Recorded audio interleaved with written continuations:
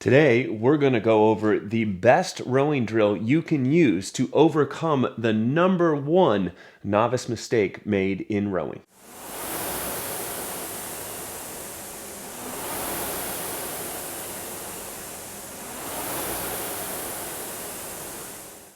As we've covered in some of our other videos, the #1 most common mistake that novice rowers will make on the rowing machine is that just after the finish of the rowing stroke, instead of allowing their arms and body to come forward first before the knees rise up, many novice rowers fall victim to the knees popping up before the hands and body come forward into the front end of the machine, making for an awkward, cumbersome, and heavy recovery, which forces you to do much more work on the recovery into the front end of the rowing machine. A lot of coaches will recommend the body over pause drill as the best drill to fix this problem, but I feel that there's one that's even better. Let's first go over that body over pause drill. It's still very useful. You will want to use it in your rowing, and that drill looks like this. You complete your rowing stroke, allow the arms and body to come forward, and pause. You're in this great position now, body's forward, chest is up, tilted from the hips, shoulders relaxed, and all that's left to do is to use your seat to roll your handle into the front end. Take the stroke, pause, roll forward, take the stroke, pause, and roll forward. You can see when I'm in that pause point, there is plenty of distance between the handle and my knees. And that's less a function of me pushing the handle forward and trying to get it past the knees, and more a function of getting tilt from down low and just making sure my arms are outstretched and relaxed. Because again, this tilt is important. We want to come into the front end in a position where when we push, we can then open back against that pivot position. We can achieve the handle past the knees a variety of different ways, and one of those ways is rounding the upper back. So we come off the finish, and instead of tilting from down low, we actually round up top. Now, visually, that gives the intended effect of getting the handle past the knees before the knees rise up. But practically, when we come into the front end, we're hunchback of Notre Dame, turtle shelled out, and just having not a strong position available to press from across the drive. So it's a great drill. I encourage you to use the drill. I encourage you to do it properly, which is to finish your stroke, straighten the arms and allow that tilt forward. From here, you want to think that the handle arrives at the front end of the machine as a function of the seat rolling forward. And as they travel forward together, the distance between the handle and the seat does not change. If it does change, one of two things has happened. One, I started to sit up as I came forward, and I've scooted my butt underneath me. I've lost that pivot forward. You can see my seat and my hips are underneath my shoulders. I'm now in a compromised position to be able to push and open. The other thing that can happen is as I roll forward, I start to lean further and further and further, and now I'm in a position where I haven't been able to fully compress into the front end of the machine, and I'm putting a lot more stress and pressure on my back when I push out of the front end and try to lever open. Body over pause, great drill, and probably the go-to drill for most coaches who are going to try and help you fix any issues that you might have where the knees are popping up before the handle and the body come forward. But I found there's a drill that does it one better. And that drill is the arms away pause. Drill is just as it sounds. After the finish, it's just allowing the arms to come away. The body stays tilted back, the arms come forward, and it looks like this.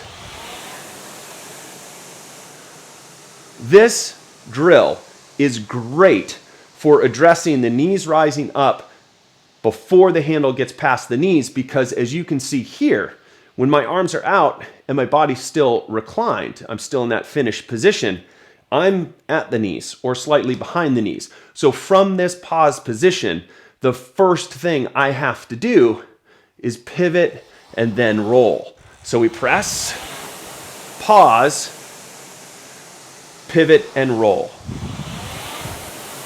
Arms straight, tilt and roll. Arms straight, tilt and roll. And the key to this drill and why it's so great is from this position, you have now isolated the next movement, which is that tilt forward from the hips. So you will really feel this motion here. From that pause position with the arms out, you will feel the core engaged, you will feel the tilt in the hips. And so you'll really feel that movement from that 1 o'clock finish position to that 11 o'clock catch position.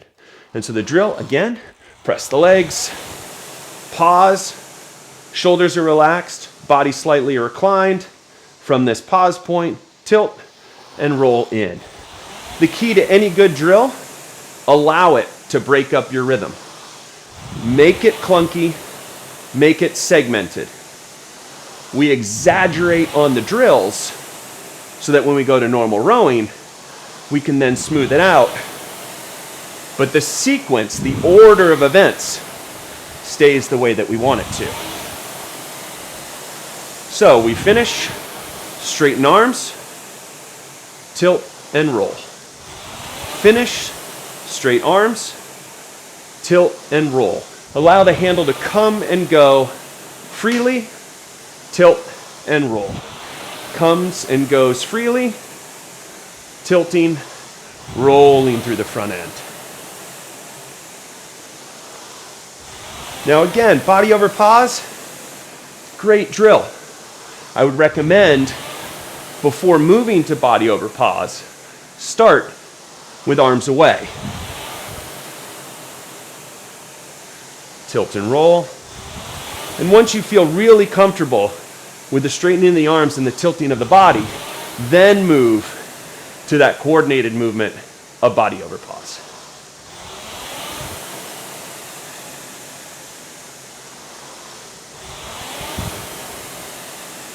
So if you're finding in your rowing that from the finish you're not gathering very well and the knees are coming up, then the body's coming forward and the handle's basically hitting the knees on the way forward, and we're having to do all of this extra work with the core to come forward, then break it down into the arms away pause.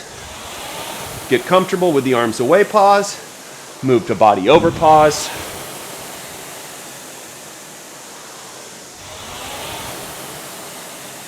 And incorporate these two pauses into your next warm-up to ensure when you go to normal strokes that you're moving in long, smooth, rhythmic fashion with the sequencing on the drive and the recovery happening in the order which best creates the most power and efficiency for all of your rowing strokes.